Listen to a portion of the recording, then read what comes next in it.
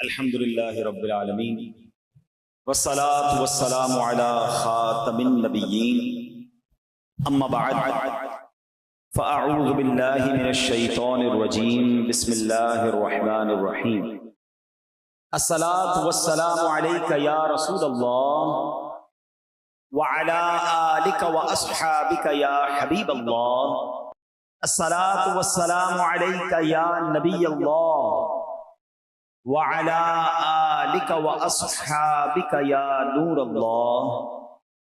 दुरूद पाक पढ़ने के बेशुमार फ़ज़ाइल व बरक़ात हैं। काबे के बदरुद्दुजा, तैबा के शम्सुद्दुहा सल्लल्लाहु तआला अलैहि वसल्लम का फरमाने आली शान है, क़यामत के दिन लोगों में से सबसे ज़्यादा मेरे करीब वो शख्स होगा जो मुझ पर सबसे ज़्यादा दुरूद शरीफ पढ़ता होगा। अब ये बज़ाहिर तो एक लाइन है, एक जुमला है हदीस में, वेरी शॉर्ट हदीस, मगर इस हदीस में जो इनाम छुपा हुआ है ना, वो अगर आप इमेजिन कर लें, वो समझ लें, तो यकीन करें कि एक ही फजीलत दुरूद पाक के लिए काफ़ी है कि बंदा बस दुरूद पाक को अपना वजीफ़ा बना ले। हज़रत क़िबला मुफ्ती अहमद यार खान नईमी मशहूर मुफस्सिर कुरान हैं, इस हदीस पाक की शरह में फरमाते हैं, क़यामत में सबसे आराम में वो होगा जो नबी पाक अलैहिस्सलाम के साथ रहेगा। और हुज़ूर अलैहिस्सलाम की कुर्बत का तरीका क्या है, नसीब होने का जरिया क्या है, वो दुरूद शरीफ की कसरत है। तो इस हदीस शरीफ से मालूम ये हुआ कि दुरूद शरीफ बेहतरीन नेकी है कि तमाम नेकियों से जन्नत मिलती है और दुरूद पाक पढ़ने से बज़्मे जन्नत के दूल्हा मिल जाते हैं। जो जन्नत के दूल्हा हैं, जिनके लिए ये कायनात सजाई गई है, अगर वही मिल जाएं, उन्हीं का कुर्ब मिल जाए, तो फिर सुभान अल्लाह, फिर कौन सी मुश्किल है। वो शायर कहते हैं ना, महशर है अगर महशर, किस बात का हमको डर, महशर है अगर महशर, किस बात का हमको डर, हम जिनके सना खा हैं वो भी तो वहां होंगे, आका वहां होंगे ना। और अगर वाकई दुरूद पाक पढ़ते हुए, उनका जिक्र करते हुए दुनिया से जाएंगे और नबी पाक ने अपना कुर्ब अता कर दिया, यकीनन प्रॉब्लम्स बहुत सारी हैं, महशर में कितने मसाइल हैं। आपको मैं किताब चाहूंगा कि आप उसका कम से कम एक हिस्सा जरूर पढ़ें, पूरी पढ़ लें तो क्या बात है। बहार शरीयत, मुफ्ती अमजद अली आज़मी साहब ने किताब लिखी है। बहार शरीयत का जो पहला हिस्सा है ना, वो ईमानियात पर है। मेरा और आपका अल्लाह के बारे में क्या अकीदा होना चाहिए, नबी अलैहिस्सलाम के बारे में क्या अकीदा होना चाहिए, सहाबा के बारे में, फरिश्तों के बारे में, कयामत के बारे में। अमेजिंग, बहुत जरूरी है, बेसिक किताब है, ये हमें पता ही नहीं होता, ठीक है। लेकिन इस किताब में जब आप कयामत का बाब पढ़ेंगे ना, आप यकीन करें, मैंने कई बार वो बाब पढ़ा है, हम जब पढ़ते हैं ऐसा फील होता है, मुफ्ती साहब ने ऐसा लिखा है कि कयामत हमारी आंखों के सामने तारी हो रही है कि पहले क्या होगा, फिर क्या होगा, फिर क्या होगा। इस अंदाज से आपने उसको बयान किया है। और वहां आपने एक जुमला लिखा कि कोई एक मुश्किल हो तो बयान की जाए, कोई एक मुसीबत हो तो बयान की जाए, एक के बाद एक डिफिकल्टी है। यानी कयामत की एक ही मुश्किल काफी है ना, कि सूरज एक मील पर है, जमीन तांबे की है और साया भी कोई नहीं है, और कयामत का दिन 50,000 साल का दिन है। फरमाया हदीसों में कि बंदा इस कदर प्यासा होगा कि अल आतश, हाय प्यास की सदाएं बुलंद हो रही होंगी, लोग अपनी पसीने में डुबकियां खा रहे होंगे। फरमाया ये एक ही मुश्किल काफी थी, यही इतनी खतरनाक है। मगर फरमाया सिर्फ ये नहीं है, इस गर्मी के आलम में हिसाब भी होगा, सवाल जवाब भी होंगे, नामा अमाल भी खोला जाएगा, पुल सिरात से भी गुजारा जाएगा। आप इमेजिन तो करें कितनी मुश्किलें हैं, अल्लाह अकबर। मगर इतनी सारी मुश्किलों को जब आप देखते हैं और फिर जब एक ज़ाते पाक की तरफ तवज्जो जाती है, तो पता चलता है कि हर मुश्किल का अगर कोई सॉल्यूशन है तो जनाब रसूलुल्लाह सल्लल्लाहु अलैहि वसल्लम के पास है। आला हज़रत लिखते हैं ना, सुनते हैं कि महशर में सिर्फ उनकी रसाई है, सुनते हैं कि महशर में सिर्फ उनकी रसाई है, गर उनकी रसाई है लो जब तो बनाई है, आका की रसाई है। और अगर कोई उम्मती आका के करीब हो गया, प्यास बहुत सारी लगनी है, बिल्कुल बात ठीक है, मगर उस दिन साकी कौसर कौन होंगे? जामे कौसर पिलाने वाला तो आका ही होंगे ना। अगर कोई शख्स नबी पाक के करीब हो जाएगा तो हमें भी जामे कौसर मिल जाएगा, और वो जामे कौसर है जिसके बारे में हदीस पाक के अल्फाज कुछ इस तरह हैं, शरबतन हनीअतम मरीआ ला नग़मउ बअदहु अबदा। फरमाया ऐसा शरबत है, ऐसा प्यारा पानी है जो एक बार पी ले उसे कभी प्यास ही नहीं लगनी है। आला हज़रत लिखते हैं ना कि ठंडा ठंडा मीठा मीठा, ठंडा ठंडा और मीठा मीठा, पीते हम हैं पिलाते ये हैं सल्लल्लाहु। यानी आप देखिए जो भी मुश्किल है, अच्छा और क्या मुश्किल है, नामा अमाल खोले जाएंगे, ऐब खुल जाएंगे, इतने गुनाह हैं सबको पता चल जाएगा। जो पर्दा ढका हुआ है वो पर्दा खुलने का अंदेशा है। मगर मेरे रजा कहते हैं कि अपने करम से हम हल्कों का, अपने करम से हम हल्कों का पल्ला भारी बनाते ये है मिलकर सल्लल्लाहु। और रंगे बेरंगों का पर्दा, रंगे बेरंगों का पर्दा, दामन ढक कर छुपाते ये है सल्लल्लाहु अलैहि वसल्लम। एक और मुश्किल भी तो है, पुल सिरात से गुजरना है, लोग कट कट कर जहन्नम में गिर रहे होंगे, घबराहट का आलम होगा, चीखो पुकार का आलम होगा। ये ब्रिज, ये पुल तलवार से ज्यादा तेज, बाल से ज्यादा बारीक, मगर मेरे आका का अंदाज क्या होगा कि उसी पुल के किनारे मेरे आका सजदे में जाकर अल्लाह की बारगाह में क्या सदाएं लगा रहे होंगे, रब्बे सल्लिम उम्मती, ए अल्लाह मेरी उम्मत को सलामती से गुजार दे, रब्बे सल्लिम उम्मती। मेरे रजा कहते हैं सल्लिम सल्लिम सल्ली ढारस से, सल्लिम सल्लिम सल्ली ढारस से, पुल से पार लगाते ये है सल्लल्लाहु अलैहि वसल्लम। तो सीखने को क्या मिला कि दुरूद पाक एक ऐसा वजीफा है जो कयामत के दिन की मुश्किलों में काम आने वाला है। अच्छा मजे की बात, एक और बात बताऊं, दुरूद पाक सिर्फ कयामत को काम आने वाला वजीफा नहीं है, यानी वो तो इंशाल्लाह मिलेगा ही। इधर दुरूद पाक पढ़ो, इधर भी टेंशनें दूर होना शुरू हो जाएंगी, इधर भी कारोबार अच्छा होना शुरू हो जाएगा, इधर भी प्रॉब्लम हल होना शुरू हो जाएंगी, इधर भी खुशियां आना शुरू हो जाएंगी। मैं नहीं कह रहा, मेरे आका अलैहिस्सलाम फरमाते जिसका मजमून है कि जिसको मुसीबतों ने परेशानियों ने घेरा हो उसे चाहिए कि कसरत से दुरूद पढ़े, दुरूद पाक परेशानियों और मुसीबतों को ले जाता तो दुरूद पाक को अपना विर्द बना लें। अब आज से रोजाना कम से कम हो सके तो 1200 बार दुरूद पाक पढ़ें, 313 बार तो कम से कम पढ़ें, ताकि कसरत से दुरूद पाक पढ़ने वालों में शामिल हो जाएं। आइए मिलकर मोहब्बत के साथ बावाज़े बुलंद दुरूद पाक पढ़ लें। सल्लू अलल हबीब सल्लल्लाहु तआला अला मुहम्मद सल्लल्लाहु अलैहि वसल्लम। आज जिस मौजू पर मैंने चंद मदनी फूल पेश करने, ये हमारे माशरे में बहुत तेजी से प्रॉब्लम बढ़ती जा रही है, बहुत तेजी से ये इशू जो है वो बढ़ता जा रहा है, और उसकी वजह से मुसलमानों के दिल एक दूसरे से दूर हो रहे हैं, गलत फहमियां जन्म ले रही हैं। यानी यूं समझिए कि खानदानों में, दोस्तों में, रिश्तेदारों में एतमाद कम होता जा रहा है। वो मामला क्या है मैं अर्ज करता हूँ। पहले मैं आपको एक वाकया सुना। हजरत अबू बकर सिद्दीक रदी अल्लाह तआला अन्हु का दौर था, और हजरत उमर फारूक रदी अल्लाह तआला अन्हु एक जगह से तशरीफ ले जा रहे थे, तो रास्ते में उन्होंने देखा कि हजरत उस्मान गनी रदी अल्लाह तआला कहीं बैठे हैं, और आप रदी अल्लाह तआला किसी सोच में गुम थे। कभी कभी ऐसा होता है ना कि आप और मैं ऐसी किसी सोच में होते हैं कि सामने से कोई गुजर जाए फिर भी पता नहीं चलता। हैं? बाजों का बंदा हाथ हिलाता है, भाई किधर हो, मेरी तरफ तो देखो। अच्छा, हम किसी को देख रहे हैं तो समझ रहे मुझे देख रहा है, मगर हम उसे नहीं देख रहे होते, जहन कहीं और होता है। बंदा जब किसी गहरी सोच में होता है तो सामने क्या हो रहा है उस पर तवज्जो नहीं होती। ठीक है, हजरत उस्मान गनी रज़ी अल्लाह तआला इसी कैफियत में थे। हजरत उमर फारूक रज़ी अल्लाह तआला ने वहां से गुजरे, आपने सलाम किया।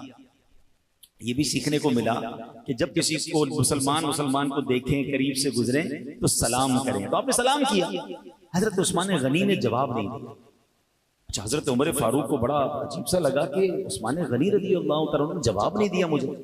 आप चले गए हजरत अबू बकर सिद्दीक रज़ी अल्लाह तआला के पास, मुसलमानों के पहले खलीफा के पास, कि हुजूर मैंने हजरत उस्मान गनी को सलाम किया, उन्होंने जवाब नहीं दिया, लगता है वो मुझसे नाराज हैं, कोई मिसअंडरस्टैंडिंग हो गई है, तो मुझे समझ नहीं आ रहा उन्होंने जवाब। वो तो बिल्कुल फौरन जवाब देते हैं, हमारा तो बड़ा प्यार है आपस में।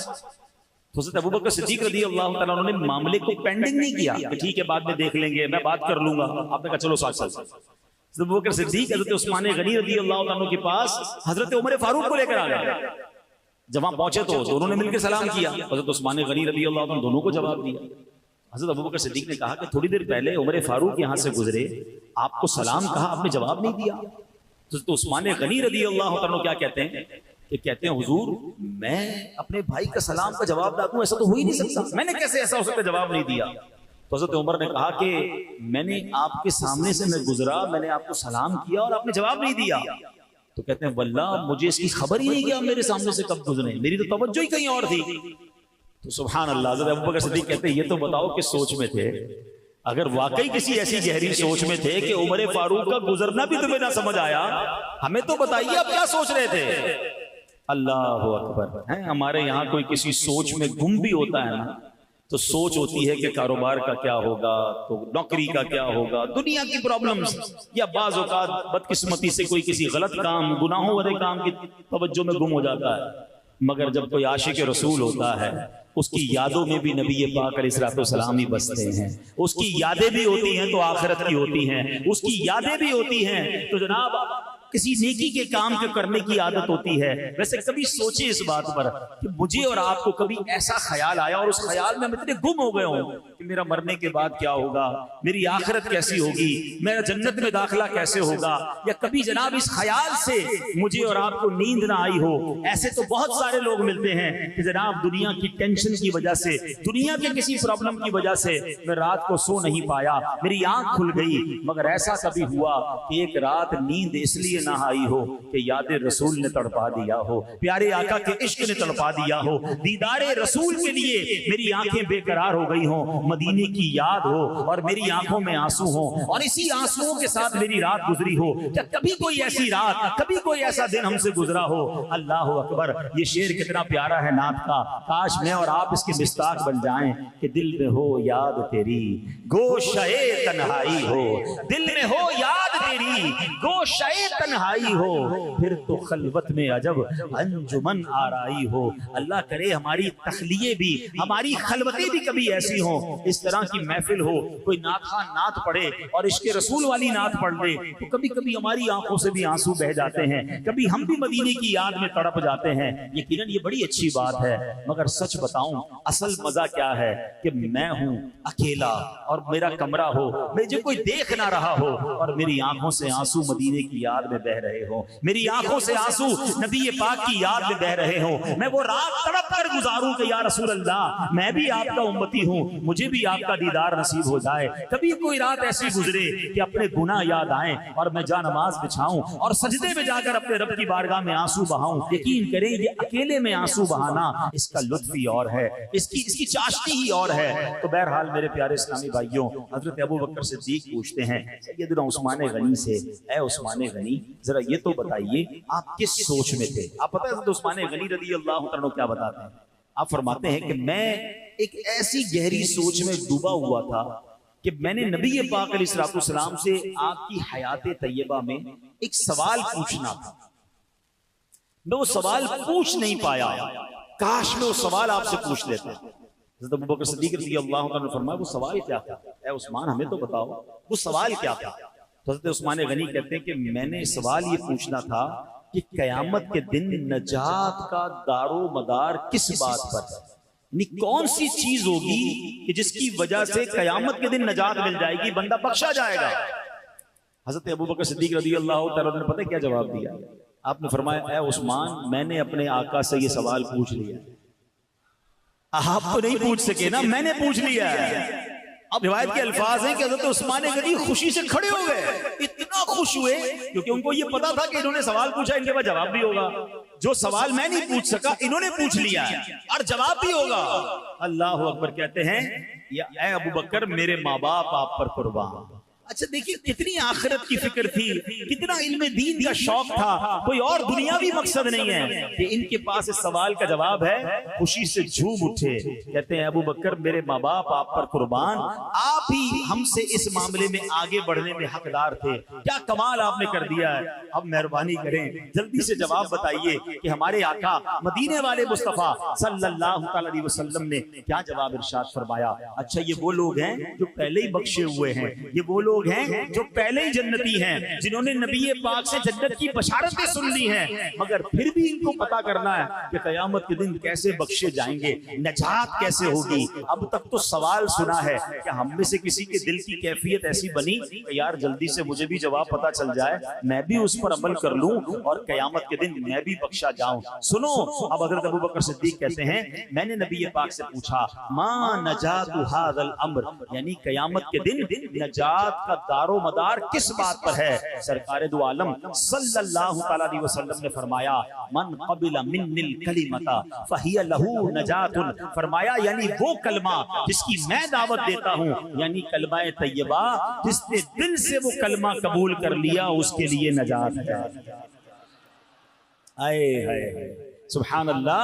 हजरत उस्मान गनी को तो जवाब मिल गया, इनके सदके हम गुलामों को भी जवाब मिल गया, हम गुनाहगारों को भी जवाब मिल गया। तो है मेरे प्यारे इस्लामी भाइयों, अब इस वाक़े से दो तीन बातें बड़ी अहम सीखने को मिल रही हैं। पहली बात कि रोजे क़यामत नजात का दारो मदार ईमान पर है। कोई चाहे कितने मर्जी अच्छे काम कर ले, अब जरा गौर से सुनिएगा, अकलमंद होंगे तो मेरी बात जल्दी पिक कर लोगे। कोई चाहे कितने ही बड़े अच्छे अच्छे काम कर ले, पूरी दुनिया में यतीम खाने खोल दे, दुनिया भर के गरीबों में करोड़ों अरबों रुपए तकसीम कर दे, हर बेघर को घर बना दे, हर भूखे को खाना खिला दे, जितने चाहे भलाई के काम करता रहे, अगर उसके दिल में ईमान नहीं तो उसकी ये सारी भलाइयां बेकार है। अल्लाह के हुजूर कुछ भी कबूल नहीं होगा, क्योंकि दारो मदार क्या है, वो ईमान है। ईमान नहीं तो कुछ भी नहीं। हाँ, किसी के पास ईमान है और उसकी छोटी से छोटी नेकी, बड़ी से बड़ी नेकी इंशाअल्लाह कबूल भी होगी और जन्नत में जाने का जरिया भी बन जाएगी। अल्लाह पाक खुद कुरान पाक में इरशाद फरमाता है, इन्नल्लाह ला यगफिरु अन युश्रका बिही व यगफिरु मा दून ज़ालिका लिमन यशा। फरमाया बेशक अल्लाह इस बात को नहीं बख्शता कि उसके साथ शिर्क किया जाए और उससे नीचे जो कुछ है जिसे चाहता है मुआफ फरमा देता है। तो अब पता चला कि नजात का दारो मदार क्या है, वो ईमान पर है। अच्छा, क्या ईमान सिर्फ कलमा पढ़ लेने का नाम है? कलमा पढ़ लिया नहीं, बल्कि ईमान तमाम इस्लामी अकीदे को, तमाम इस्लामी अकीदों को दिल से मान लेने का नाम है। मैंने कहा ना, बाहर शरीयत का पहला हिस्सा क्यों पढ़ने का कहा, हमें अपने अकीदे तो पता हो, हमारा ईमान क्या है ये तो मालूम होना चाहिए ना। अल्लाह कुरान मजीद फुरकान हमीद में एक और जगह इरशाद फरमाता है, व इन्नी लगफ्फारुन लिमन ताब व आमन व अमिल सालिहन सुम्मा इहतदा। फरमाया और बेशक मैं उस आदमी को बहुत बख्शने वाला हूं जिसने तौबा की और ईमान लाया और नेक अमल किया, फिर हिदायत पर रहा। तो पता चला कि तीन बातों का जिक्र है, ईमान, नेक आमाल और हिदायत पर रहना। जिसमें ये तीनों बातें होंगी अल्लाह पाक उसे बख्श देता है, उसकी बख्शिश फरमा देता है। अब हिदायत पर रहने का क्या मतलब है, कैसे हिदायत पर रहे? हज़रत सईद बिन जुबैर रहमतुल्लाहि तआला अलैह इसकी तफसीर में फरमाते हैं, इस्तिकामा लिफिरक़ति सुन्नति वल जमाआ, यानी जो ईमान लाए, नेक अमाल करे, फिर उसके साथ साथ अहले सुन्नत वल जमात के अकायद यानी आशिकाने रसूल वाले अकीदों पर साबित कदम रहे, उसकी बख्शिश हो जाती है। तो अब इंशाअल्लाह हमें ये बातें समझनी हैं कि ईमान की अहमियत क्या है, अकीदे की अहमियत क्या है। अब यहाँ पर एक और बात भी याद रखिए, हम इस वक्त अल्हम्दुलिल्लाह अल्लाह का शुक्र अदा करते हैं मुसलमान हैं, ठीक है, लेकिन ईमान संभाल कर, ईमान बचाकर कब्र में जाना, ये भी बात याद रखिए। इस वक्त चारों तरफ से ईमान पर हमले हो रहे हैं, बतअकीदगी के हमले हो रहे हैं, अजीब अजीब अंदाज में ईमान के डाकू जो हैं, कोई कुरान की गलत तफसीर बताकर आपके ईमान पर डाका डाल रहा है, कोई जनाब हदीस की गलत शरह करके अलग अलग अंदाज में जनाब लोग आपके ईमान के दर पे हैं। अच्छा, हमें भी एक अजीब सा खप्त सवार हो गया है कि सबको सुनना है, हर किसी को सुन रहे हैं। मुझे एक बात बताइए, लियाकताबाद वालों बड़े अक्लमंद कहलाते हैं आप, घर बनाना हो तो किससे बनाते हैं? बिल्डिंग बनाने वाले बिल्डर से बनाते हैं या मोची से बनाते हैं? जवाब दीजिए। बिल्डर से बनाते हैं। अच्छा, इलाज करवाना हो तो इलाज डॉक्टर से करवाते हैं या गोश्त काटने वाले कसाई से करवाते हैं? डॉक्टर से करवाते हैं। क्यों भाई? अच्छा जनाब, अब आपने जनाब कपड़े सिलवाने हो, आप कहें यार मेरा मोची जूते भी बड़े अच्छे सीता है, कपड़े भी उसी से सिलवा लूं, तो दर्जी से कपड़े सिलवाते हैं या मोची से सिलवाते हैं? दर्जी से सिलवाते हैं। यानी आपको इतनी समझ आती है कि जो जिस काम का एक्सपर्ट हो उससे वो काम करना है। तो फिर दीन किससे सीखना चाहिए? आलिम दीन से, मुफ्ती से, या जो बंदा जैसे भी दीन सिखाए उससे सीख लेना चाहिए। जो टीवी पर आ जाए, जो सोशल मीडिया पर आ जाए, जो भी किसी भी अंदाज से हमें सिखाए, हम उससे सीखना शुरू कर दें। इतना मजलूम हो गया दीन के, दुनिया का हर काम उसके एक्सपर्ट से करवाना है, मगर दीन सिखाने के लिए कोई भी आ जाए, बंदा कहता है सबकी सुननी चाहिए, देखे तो सही क्या कह रहा है। अच्छा, फिर उसको सुनते हैं, खुद तो मुताला किया नहीं, खुद तो इल्म दीन सीखा नहीं, आप कंफ्यूज हो जाते हैं, यार फला तो ये कह रहा है, फला तो ये कह रहा है। भाई आपने उसको सुना क्यों?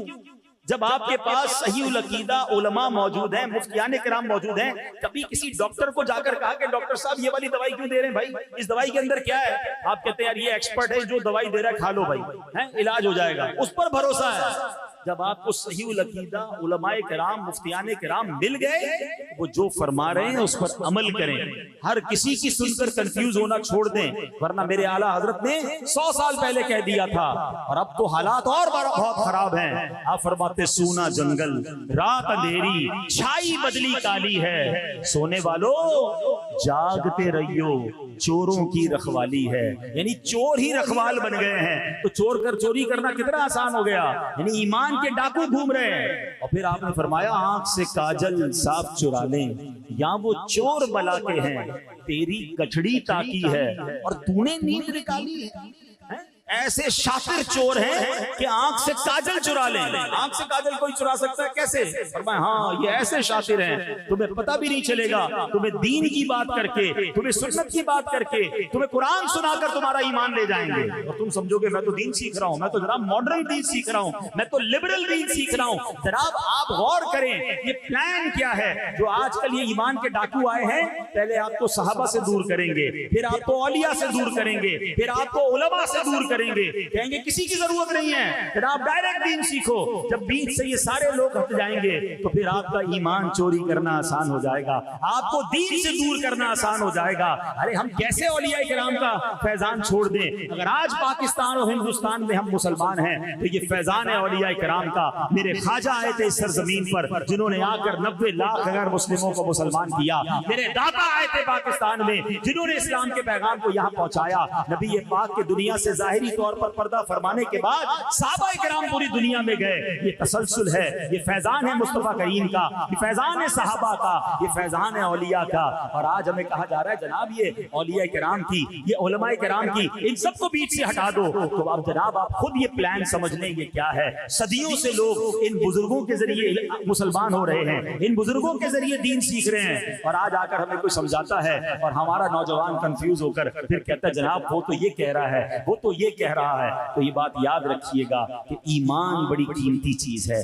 ईमान नहीं तो कुछ नहीं। ईमान संभाल कर, ईमान सलामत लेकर मुझे और आपको कब्र में जाना है तो अच्छी सोहबतें रखिए, आशिकान रसूल की सोहबतें रखिए, अहले इल्म की सोहबतें रखिए, ताकि ईमान भी महफूज रहे और अकीदा भी महफूज रहे। और इस मुबारक वाक़े से एक और बात बड़ी प्यारी सीखने को मिल रही है कि हज़रत अबू बकर सिद्दीक रज़ी अल्लाह तआला अन्हु ने गलत फहमी को बाकी नहीं रहने दिया। मिसअंडरस्टैंडिंग को फौरन खत्म किया। इसको लिंगर ऑन भी किया जा सकता था, बाद में देख लेंगे। हज़रत उमर फारूक के दिल में हो सकता है कुछ बात रह जाती कि पता नहीं क्यों सलाम नहीं किया। राइट अवे पहुंचे, फौरन बात की कि हमने आपको सलाम किया, आपने जवाब नहीं दिया। उन्होंने कहा मैं तो देख ही नहीं पाया, मैं किसी और सोच में था, मिसअंडरस्टैंडिंग खत्म हो गई ना। हम ये नहीं करते, हम दिल में पालते हैं, हम पूरा प्लान उसके साथ बना लेते हैं। यार आज नमाज में गया, फला नमाजी ने मुझे देखकर मुस्कुराया नहीं, लगता है कोई प्लानिंग कर रहा है मेरे बारे में।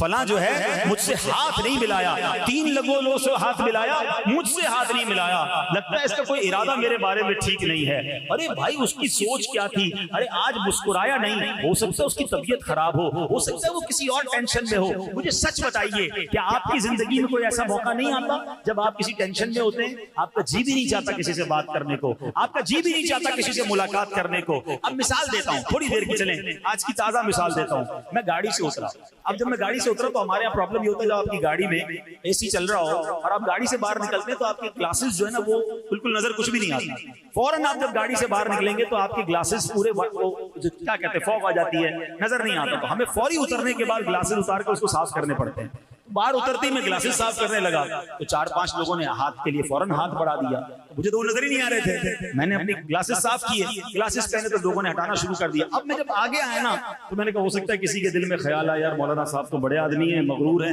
हाथ बढ़ाया तो हाथ भी नहीं मिलाया। अच्छा हो सकता है उसी की किसी ने वीडियो बना दी, बना लेते ना लोग वीडियो, ये देखें हमें कहते सलाम आम करो, हमने तो हाथ बढ़ाया तो हाथ ही नहीं मिलाया, फौरन बदगुमान प्लान। यानी मुझे एक बात समझ नहीं आती कि हमारी सुई नेगेटिव से क्यों शुरू होती है? हमारी हर बात हमेशा नेगेटिव से शुरू होगी। मिसाल के तौर पे हमने किसी को फोन किया, फोन नहीं उठाया, हाँ भाई बड़ा आदमी हो गया है, जब अपना काम होता है तो पहली बेल में उठाता है, खुद फोन करता है। आज मैंने फोन किया तो फोन ही नहीं उठा रहा। अच्छा ये तो वो बदगुमान हो रहा है कि जिसको ये पता है कि इसके पास मेरा नंबर है। हमारे साथ तो नहीं कहानी है, हम किसी का फोन ना उठा कहते हैं आप गरीबों का फोन नहीं उठाते। मैंने कहा यार मुझे आज तक कोई ऐसा सॉफ्टवेयर नहीं मिला कि आपके फोन नंबर के साथ बैंक बैलेंस भी लिखा हुआ आता हो कि किसी गरीब साहब की कॉल आ रही है, अमीर की कॉल आ रही है, मैं तो किसी का भी नहीं उठा पाता। तो क्यों बदगुमान हो जाते हैं एक दूसरे के बारे में? अब गौर करें ना, फोन नहीं उठाया बड़ा आदमी हो गया। अच्छा किसी को दावत में बुलाया, नहीं आया, हाँ भाई गरीबों की दावत में कहाँ आएंगे, अमीरों की दावत में जाते हैं। पहले उससे पूछो तो सही भाई क्यों नहीं आया, हो सकता है खुद बीमार हो, हैं? फोन आपका नहीं उठाया, हो सकता है नमाज पढ़ रहा हो। आपके नमाज पढ़ते भी फोन उठाते हैं? अब इस वक्त मैं बयान कर रहा हूँ, मेरे मोबाइल मेरा जेब में, फोन बज रहा है, मैं नहीं उठा रहा। अब कोई कह रहा है भाई बड़ा आदमी हो गया फोन नहीं उठा रहा, बयान करते हुए फोन कैसे उठाऊंगा भाई?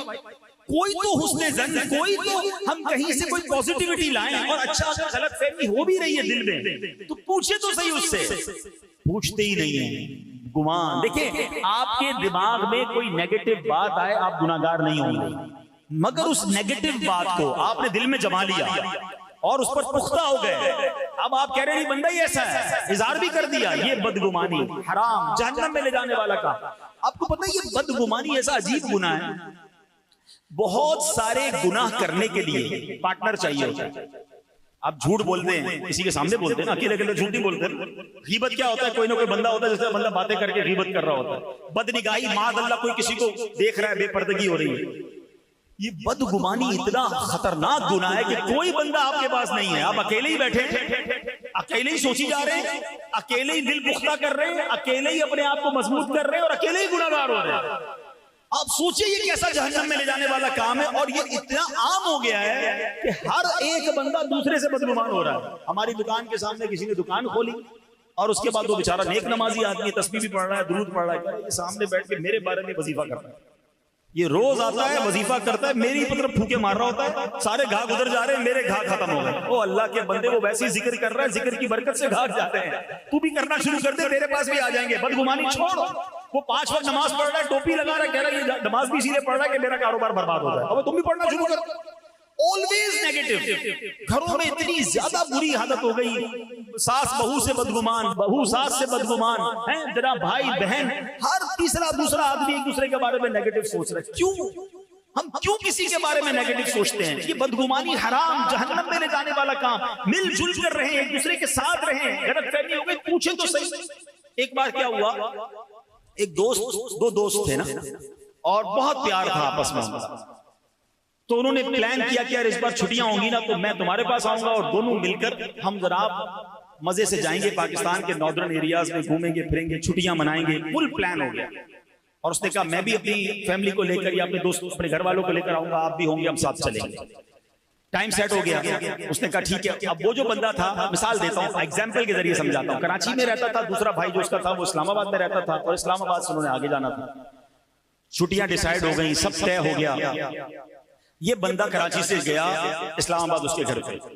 जब वो घर में गया तो वो सोचा कि आज तो मुझे खूब मोहब्बत से वो मिलेगा, प्यार से मिलेगा, और थोड़ी देर में सामान वामान पैकिंग होगी और हम रवाना हो जाएंगे। वो जैसे ही घर में गया तो उसने सलाम दुआ की, और सुनाओ कैसे आना हुआ? बोला कैसे क्या आना हुआ, चलना नहीं है? बोला नहीं मैं नहीं जा सकता। भाई क्यों? बस मैंने कहा ना मैं नहीं जा सकता, आप जाइए। तो कहा ना मुझे खाने का पूछा, ना पानी का पूछा, ना उसने जनाब मुझसे कोई मुस्कुरा कर बात की, और मैं तो उसके पास आया था। मैं तो समझा पहले तो मुझे एक दिन कयाम के लिए कहेगा कि इतना दूर से आए, कयाम का भी मुझे ऑफर नहीं की। मैं थोड़ी देर इंतजार करता रहा कि कम से कम ये कहेगा भाई आज रात यहाँ सो जाओ फिर रवाना हो जाना, कुछ भी ऑफर नहीं की। कहता मैंने सामान उठाया और मैं चला गया छुट्टियों की, और नियत कर ली कि जिंदगी भर इसका मुंह नहीं देखूंगा। 10-12 साल तक दोनों ने एक दूसरे से बात नहीं की। 12 साल के बाद वो जो दूसरा वाला दोस्त था इस्लामाबाद में जो रहता था, वो किसी मकाम से कराची आया। मिसाल दे रहा हूँ, शहरों के नाम अलग हो सकते हैं, ये वाकया मैंने पढ़ा। तो वो जब उसके पास आया ना, तो उसने उसके दफ्तर में आया तो उसने उसको सलाम भी नहीं दिया, उसको हाथ भी नहीं बढ़ाया। मेरी पहले बात सुन लो, फिर तुम्हें जो मेरे साथ करना हो कर लेना। अब बोलो क्या करना है? इतनी ज्यादती की, अब क्या बात करने आया? क्या तुम्हें पता है कि जब हमारा घूमने फिरने का प्रोग्राम बना था कुछ महीनों पहले, बड़े अरमानों के बाद, बड़े सालों के बाद मेरे यहाँ बेटे की विलादत हुई। हाँ मुझे पता है तुम्हारे यहाँ बेटा हुआ था, बहुत सालों से औलाद नहीं हो रही थी। कि जिस दिन तुमने मेरे घर आना था उससे चंद घंटे पहले मेरे उस बच्चे का इंतकाल हो गया था।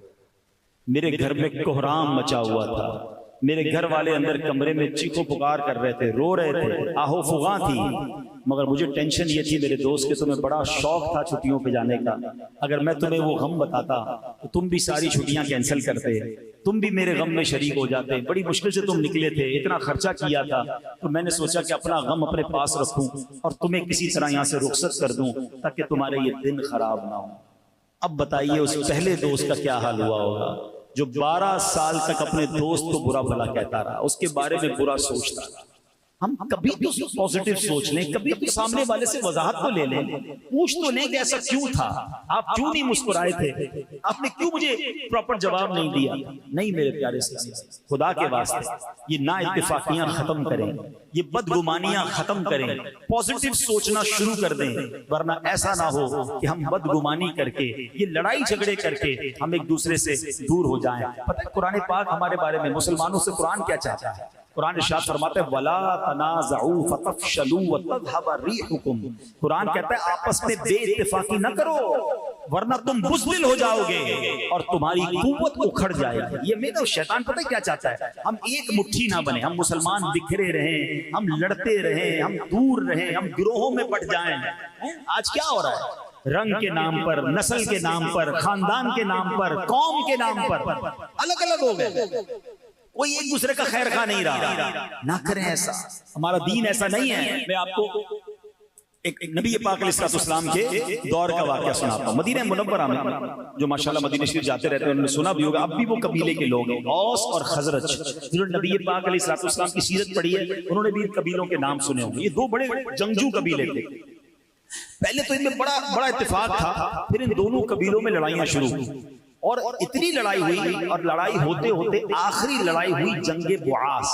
ये इतनी खौलनाक थी, इतनी खतरनाक थी कि औस और खजरज के तकरीबन दोनों तरफ के बड़े बड़े नामवर जर्नैल सिपह सालार मारे गए। यानी ये कौम कबीले कमजोर हो गए, इतने लोग मारे गए इस जंग में। बहरहाल अब नबी पाक अलैहिस्सलाम की जलवागरी हुई, इस्लाम मदीना मुनव्वरा में पहुंचा, मेरे आका अलैहिस्सलाम पर ये लोग ईमान लाए और ईमान की बरकत से ये मिलकर रहने लगे। इत्तिफाक की बरकत क्या मिली कि इनको अंसार का लक़ब मिल गया। ये वही सहाबा थे जिन्होंने मदीना मुनव्वरा में नबी पाक को वेलकम किया और मेरे आका मदीने में सुकूनत इख्तियार कर गए। औस और खजरज ये मिलकर रहने लगे। मगर अब शैतान को कब ये मंजूर था? एक बार क्या हुआ कि ये औस और खजरज जो थे ये आपस में बैठे हुए थे बड़ी मोहब्बत के साथ, तो एक गैर मुस्लिम का वहां से गुजर हुआ। उसने देखा यही दो कबीले जो खून के प्यासे थे अब भाइयों की तरह रह रहे हैं। तो उसने क्या किया, एक बंदे को कहा जाओ पुरानी जंगों की बातें इनके सामने करो। इन दोनों कबीलों ने एक दूसरे के खिलाफ नज़में लिखी हुई थी, हैं जंग में अशार भी लिखे जाते थे, कहा इनको जाके ये सुनाओ। तो वो गया और उसने जाकर दोनों कबीलों के सामने पुराने अशार, लड़ाई वाले अशार पढ़ना शुरू किए। शैतान ने दोनों के दिलों में फिर वो जज्बात उभारे, तलवारें निकल आई, जंग की तैयारी हो गई, हम नहीं छोड़ेंगे। जैसे ही नबी पाक अलैहिस्सलाम को खबर मिली, मेरे आका अलैहिस्सलाम फौरन पहुंचे और आका फरमाते हैं मैं तुम्हारे दरमियान मौजूद हूं और तुम जाहिलियत की जंग लड़ने जा रहे हो। आप अलैहिस्सलाम की नसीहत सुनकर दोनों कबीले समझ गए कि ये शैतानी चाल थी, गैर मुस्लिमों की साजिश थी। दोनों कबीलों ने फिर एक दूसरे को गले लगाया और मोहब्बत के साथ वापस अपने घरों को आ गए। इस मौके पर एक आयत करीमा नाजिल हुई और सुभान अल्लाह, सुनो वो आयत क्या है। अल्लाह कुरान में फरमाता है वअतसिमू बिहब्लिल्लाहि जमीअन वला तफर्रकू। कुरान कहता है और तुम सब मिलकर अल्लाह की रस्सी को मजबूती के साथ थाम लो और आपस में तफर्रुका मत डालो। सुभान अल्लाह। अब इस आयत के तहत अल्लाह पाक ने आपस में मोहब्बत रखने का हुक्म दिया, आपस में फूट डालने से मना किया, क्योंकि आपस के इख्तिलाफ में हलाकत व बर्बादी है। अल्लामा कुर्तुबी रहमतुल्लाहि तआला फरमाते हैं मतलब यह है कि ऐ लोगों, अपनी ख्वाहिशात और मुख्तलिफ आरास के पीछे चलते हुए इख्तिलाफात में मत पड़ो, बल्कि दीन में भाई भाई हो जाओ। सुभान अल्लाह। अब है मेरे प्यारे इस्लामी भाइयों, एक और खूबसूरत बात बताऊं कि ये इस आयत के तहत जो अल्लाह की रस्सी को फरमाया गया ना, ये रस्सी क्या है? एक कौल यह है कि इस रस्सी से मुराद नबी पाक अलैहिस्सलाम की जात है, यानी आका का दामन थाम लो। नबी पाक ने तो दोस्ती कराई थी ना। और सुभान अल्लाह, इमाम बुसैरी रहमतुल्लाहि तआला अलैह कसीदा बुर्दा शरीफ में पता क्या लिखते हैं? आप फरमाते हैं दा इलल्लाहि फल मुस्तमसिकून बिही मुस्तमसिकून बिहब्लि गैरि मुनफसिमी। कहते हैं नबी पाक अलैहिस्सलाम ने, प्यारे आका अलैहिस्सलाम ने लोगों को अल्लाह की तरफ बुलाया, तो जिन लोगों ने प्यारे आका के दामन रहमत को थाम लिया तो उन्होंने ऐसी मजबूत रस्सी को थाम लिया जो कभी टूटेगी नहीं। सैयदी आला हजरत अपने फारसी कलाम में क्या लिखते हैं? नरफ्तुम राहे बीनाया फुतादुम दर चहे इस्यां बिया ए हब्ल रहमानम अगिस्ती या रसूल अल्लाह। यानी या रसूल अल्लाह, मैं अक्लमंदों की राह न चला, गुनाहों के गड्ढे में जा गिरा, ए रहमान की मजबूत रस्सी, ए मेरे प्यारे आका अलैहिस्सलाम मेरी मदद फरमाइए। तो आका अलैहिस्सलाम का दामन थामना गोया अल्लाह की रस्सी को थामना है। एक और जगह बरेली के ताजदार लिखते हैं ना, आसियों थाम लो दामने मुस्तफा,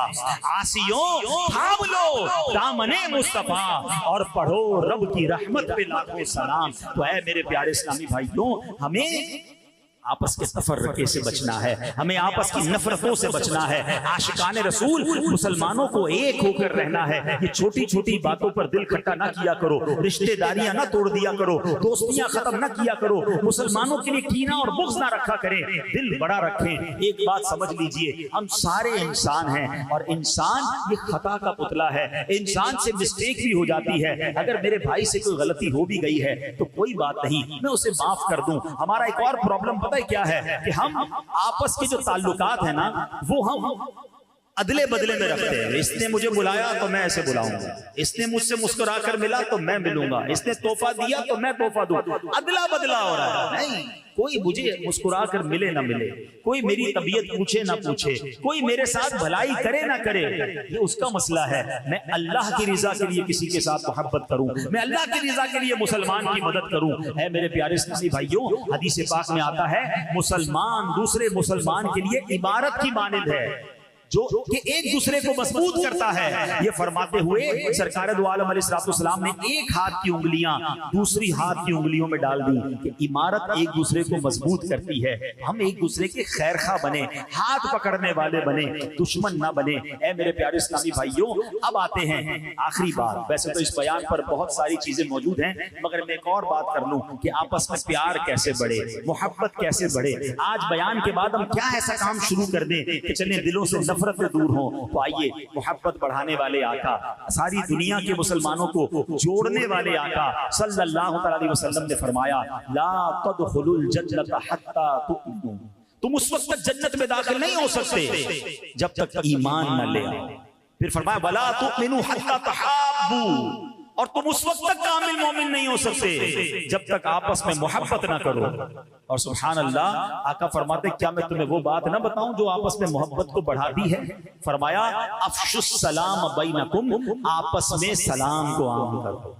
तो सलाम को आम करें, हैं? एक दूसरे को देखें, मिले, सलाम करें। जिसको जानते नहीं जानते सलाम करते हुए आगे बढ़े तो इंशाअल्लाह ये मोहब्बतें बढ़ाएगी। इसी तरह मुसाफहा, हाथ मिलाना, ये भी मोहब्बत और उखुवत को बढ़ाने का तरीका है। सरकार दो आलम अलैहिस्सलाम फरमाते हैं एक दूसरे के साथ मुसाफहा करो, इससे कीना यानी दिल में छुपा हुआ जज्बा अदावत जो है वो जाता रहता है। तो ऐ मेरे प्यारे इस्लामी भाइयों, हमें मुसलमानों के लिए हमदर्दी होनी चाहिए। एक और जगह सरकार दो आलम अलैहिस्सलाम फरमाते हैं जो किसी गमज़दा शख्स से गम खारी करेगा अल्लाह पाक उसे तकवा का लिबास पहनाएगा और रूहों के दरमियान उसकी रूह पर रहमत फरमाएगा। और जो किसी मुसीबत ज़दा से गम खारी करेगा अल्लाह पाक उसे जन्नत के जोड़ों में से 2 ऐसे जोड़े अता करेगा जिनकी कीमत पूरी दुनिया भी नहीं हो सकती है।